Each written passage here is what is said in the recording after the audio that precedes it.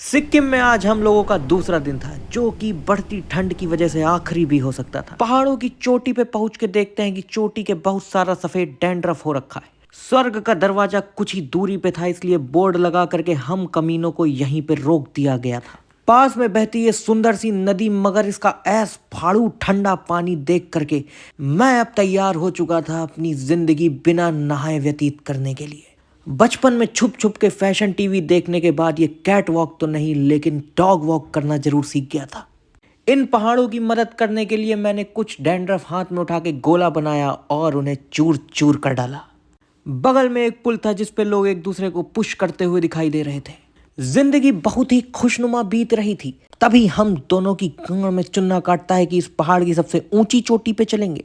कब्र में घुसा आधा पाँव मैं यहाँ से निकालता ही हूँ कि अगला पैर पत्थर पे दे मारता हूँ। इस डैंड्रफ के पहाड़ ने मुझे पूरी तरह से धराशायी कर दिया था, लेकिन चुल्ल बड़ी चीज है जो हमें ऊपर तक ले गई, जहां बैठ करके हम लोगों ने अपनी ऐश ठंडी की। वापस जाते वक्त मैंने भी अपने बालों के डैंड्रफ यहीं झाड़ दिए। अब वक्त हो चुका था नशा करने का, इसलिए हम चसेड़ी लोग तुरंत चाय के दरबार पे आ जाते हैं ये गर्मा गर्म चाय पीने।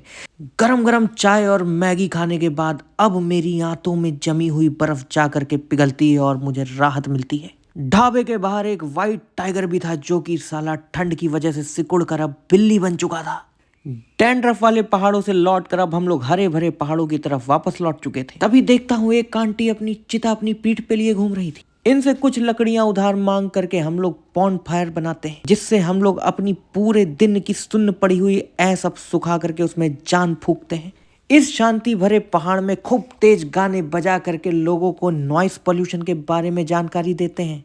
तो आज के ब्लॉग में इतना ही। अगर पसंद आया तो प्लीज़ सब्सक्राइब करके जाइएगा, क्योंकि ऐसी वीडियोस आती रहेंगी, ऐसे ही मैं बकैती करता रहूँगा और ऐसे ही आप लोगों को हंसाता रहूँगा। ये मच्छर ना भाई, ले भाई, देख भाई, देख, ये तक नहीं छोड़ रहा है मुझे और तुम लोग साथ छोड़ दोगे मेरा।